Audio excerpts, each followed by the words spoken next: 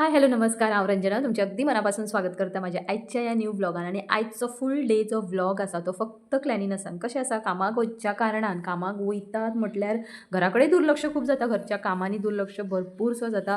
खुबशें हांव थोडेशें दाखयता, बट खुबशें अशें कितें आसा तें दाखोवपाक पावना. बिकॉज कशें आसा, टायम तितलो मॅनेज जायना, कामाक वचपाची घाई गडबड आसता. बट आतां खंय तरी एक सुशेग आसा. जेन्ना फुड्यांतल्यान म्हाका प्रश्न विचारता न्हू, तूं कितें करता, हो जेन्ना क्वेश्चन मार्क, हो basic question mark after marriage, म्हटल्यार आमकां कोण केन्ना फ्रेंड्स मेळटा, जावं कलिग्स मेळटा, ऑर आमच्या वळखीचे नेबर्स, जुने नेबर्स, ना जाल्यार आमचे म्हटल्यार कोणी वळखीची खंयच्यानूय गांवांतली जावं हांगातली जावं खंयची कोणूय आसूं, जी कोण आमची पावणे सोयरीक आसता, ती एकूच प्रश्न विचारता की आतां तूं कितें करता. Because back of the mind जेन्ना न्हू हे लोकांक खबर आसता की ओके येस, हे भुरगे बरे शिकलेले आसा, म्हटल्यार शिक्षण बरें जाल्लेलें आसा, खंय ना खंय तरी खबर आसता न्हू आमच्या पावण्या सोयऱ्यांका बीन की हेच्या आवय बापायन एका बरें शिकयल्लें बीन आसा. बट आफ्टर अ गॅप जेन्ना आमी आमचें काम किंवा आमचें करियर जें कितें आसा तें कॉम्प्रमायज करता because of some reason whatever reason, personal reasons असो ना जाल्यार आनी कसलो रिजन्स असो, ताका लागून जेन्ना आमी कॉम्प्रमायज करता आनी फुड्यांतल्यान जेन्ना हो क्वेश्चन येता की आतां तूं कितें करता,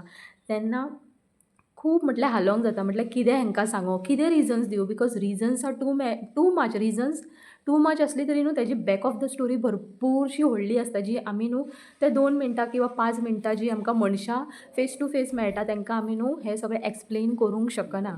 सो दॅट्स वाय खंय एक सादारणशें जरी काम मेळ्ळें आनी तेन्ना एक एक सिंपल सो रिप्लाय आसता की yes, I do go for work, I go for job, I earn.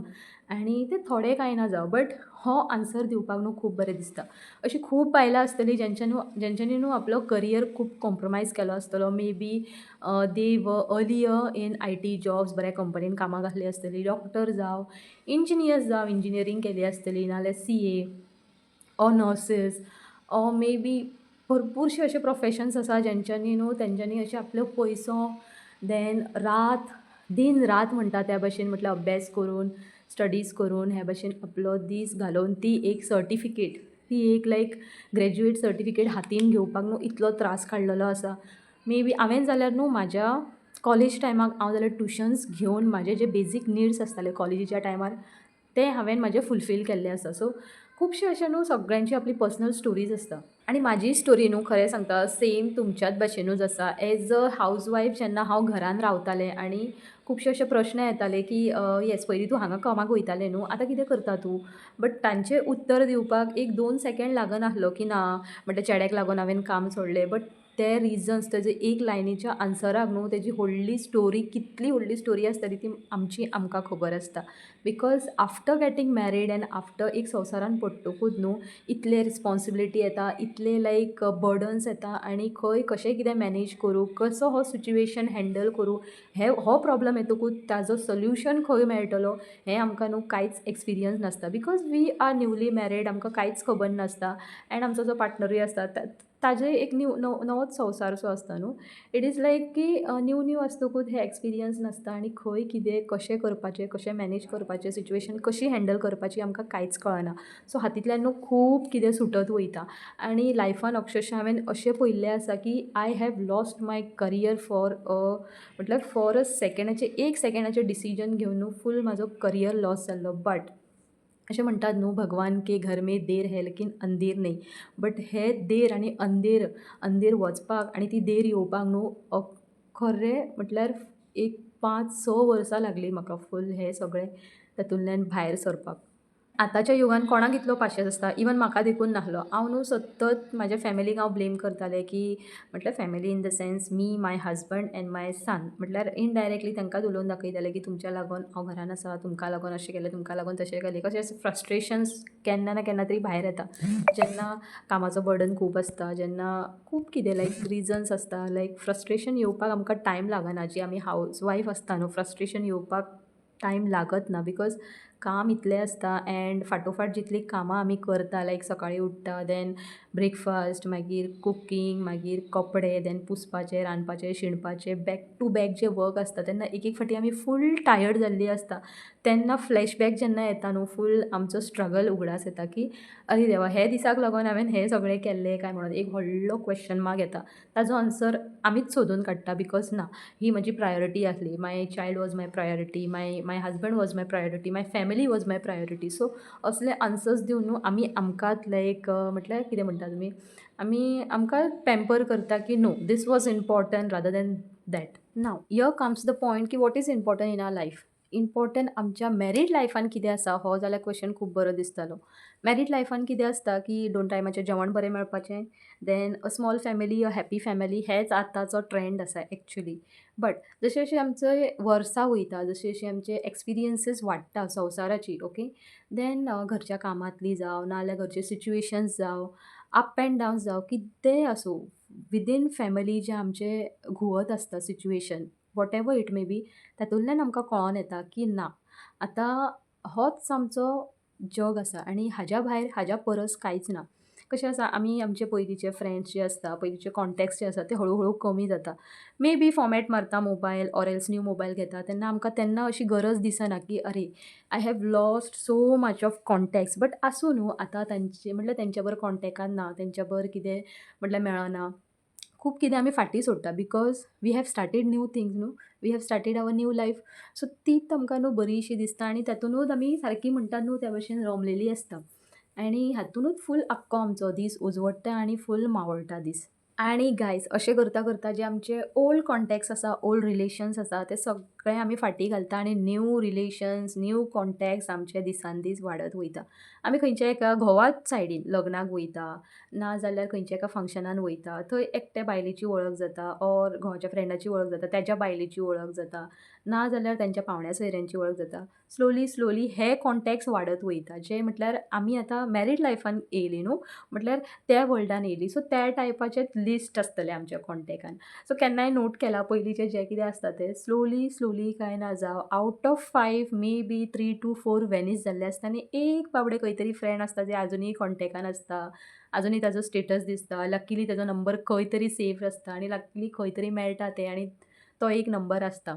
But कशें आसा आमी इतले कॉम्प्रमायजीस करून इतले नवे रिलेशनशिप्स जोडून जेन्ना आमी लायफान फुडें सरता न्हू तेतूंतल्यान एक एक सिच्युएशन कळोन येता. अशें दिसता की पयलींची लायफ खूब बरी आसली पयलींचे फ्रेंड सर्कल बरे आसले कितलीं झगडलीं कितलेंय कितें एकामेकांक म्हटलें कितलें आमी शेअर करूंक ना वा शेअर केलें तरी न्हू end of the day may be after 2-3 डेज परतून आमी एक जातालीं. बट जेन्ना आमी असले न्यू रिलेशन्स करता न्हू तेन्ना खूब नाजूक म्हटल्यार सारकें एक न्हू म्हणटात न्हू की एक रेश आसता ती सपोज सारकी बऱ्या भशेन आमी ओडली आनी ताका बऱ्या भशेन हें केली कशें सांगू हांव तुमकां एक्सप्लेन करूंक शकना म्हटल्यार तांकां बरे भशेन ती रेश जी आसा ती जपली न्हू जाल्यारूच हे जे न्यू कॉन्टॅक्ट्स न्यू रिलेशन्स जे आमच्या हितून येता न्हू मोबायल लिस्टान जावं आमच्या लायफान जावं तांकां ती रेश आमी बरे भशेन जपली न्हू जाल्यारूच ती खंय तरी टिकता. नाजाल्यार इतले कॉम्प्लिकेशन्स वाडत वयता न्हू लायफ आमची सिरियसली असल्या हितून न्हू चिंतून हेल जाता. सो म्हाजें तर इतलेंच म्हणणें आसा की हे असले रिलेशनशिप्साक न्हू जाता तितले चड क्लोजूय दवरूंक जायना आनी चड पयसूय रावूंक जायना. जेन्ना अशें कितें म्हटल्यार फंक्शन्स आसता ना जाल्यार आनी कितें लायक सण आसता ऑर एल्स केन्नाय मेळ्ळे जाल्यार हाय बाय करप तितलेंच दवरपाचें. दीस आर व्हेरी टॉक्सीक्स इन अ लायफ. आतांच्या युगान न्हू कोणाकूच कोणाचें बरें जाल्लें नाका कोण आपल्याकून चड फुडें सरलेलो नाका. म्हटल्यार कोण सपोज कोणाचें सपोज बरें जाता तें पळोवन नजो आसता. कोण म्हटल्यार सक्सेस जाता कोणाक खंय तरी लॉटरी लागली खंयच्या हितून तरी यश मेळ्ळें ऑर बिझनस ताजो फुडें सरता तें खंयच म्हटल्यार खंयच्याय कोनशाक वचा कोणाकूच नाका आसता. जो तो मनीस आतां स्वार्थी जाल्लो आसता ताका खबर आसता तांकां जाय आसता की ना तें ताकाच कित्याक मेळटा आनी म्हाका कित्याक ना हो सतत सगळ्यांच्या न्हू मनान प्रश्न आसतातूच. बिकॉज आतां म्हटल्यार लायफस्टायलूच तशी जाल्ली आसा एवरीवेअर इट इज कॉम्पिटिशन. आतां भुरग्याच्या शिक्षणान कॉम्पिटिशन वाडली, भुरगीं जाल्यार करियरान कॉम्पिटिशन, देन एक फावटी करियर लागतकूच जॉबाक गेली जाल्यार जॉबान कॉम्पिटिशन एवरीवेअर. ह्या व्लॉगान हांव इतलेंच सांगूंक शकता, suppose you are planning for some or the other thing, बारीक कांय ना जावं फ्लॅट घेता, कार घेता, खंयचें तरी एक फंक्शन अटेंड करता, you are planning to go somewhere with your family, don't tell. सांगो नाकात, आपल्या भितन दवरा. वचोन येयात, घेयात, कार घेयात, बंगले घेयात आनी मागीर सांगात. आनी मागीर तांची फेसीस पळयात, तेंचें रिएक्शन पळयात. सो असो कितें म्हाजो एक्सपिरियन्स आनी म्हाजें आयचें हें भाशण हांगाच काबार करता. सो हाय, हॅलो, नमस्कार, welcome back again to my channel. So just न्हावलें, सगळीं कामां जालीं. आयज दिसभराचो फूल रुटीन, म्हटल्यार फूल रुटीन न्हू, घराचें फूल हावस क्लिनिंगाचो व्हिडिओ तुमच्या बरोबर शेअर केलो. सायडीन काम चालू आसा म्हणून ठकठक आवाज येत रावता. हे रिजन्स दिना, बट हे खरेंच आसा, कितें करूं. ओके, सो हॉल क्लिनींग जालें, डस्टींग जालें, पुसोन जालें, सगळें जालें. आनी आतां न्हांवन बीन घेतलें म्हणटकूच फ्रेश जालें हांव. हांगा न्हू टॅनिंग पळयात कितली जाता. आयज स्लीवलेस मातसो घात.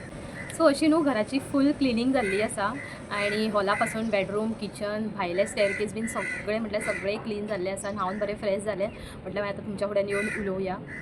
कावळो का करीत आसा. देन आतां तुमकां फायनल लूक दाखयता, घर कशें आसा तें. आनी मागीर आफ्टर 3 hours कशें जातलें तें सांगूंक येयना, बिकॉज चेडो येतकूच, घोव येतकूच, घोव तितलो मेस करिना, बट घोव बीन येतकूच न्हू आसतातच तें तशें. मागीर कपडे हांगा थंय उडयता, हे ते कपडे धुवपाचे आसा. आयज सॅटर्डे आसता तेन्ना हांव कपडे बीन धुवपाक तेतुनूच म्हाजी फूल आख्खो डे बिजी आसता. मागीर म्हटलें नाका, आयज नाका, संडे मागीर कितें तें पळोवया. एंड खूब दिसांनी अशें म्हाका दिसलें की खूब दिसांनी म्हाका सुट्टी मेळ्ळी, बिकॉज गेले ते सॅटर्डे संडे हांव आईगेर गेल्लें न्हू. सो ताका लागून आयज असो दिसता की खूब दिसांनी घरान आसा आनी सगळें क्लीन बीन करतकूच न्हू खूब म्हटल्यार खूब बरें दिसलें. आतां न्हावलें आनी डायरेक्ट तुमच्या बरोबर उलयता. दिवो वात दाखोवंक ना, दिवो दाखयता, धूप दाखयता आनी असो आयचो म्हाजो व्लॉग आसा. सो तुमकां सपोज म्हाजे व्हिडियोज लायक जाता देन प्लीज लायक बटन दाबा आनी सबस्क्रायब करपाक विसरूं नाका. सो असो आसलो म्हाजो आयचो दीस. फाल्यां परतून मेळया एका न्यू व्लॉगान. Till then bye, see all, take care and thanks for watching.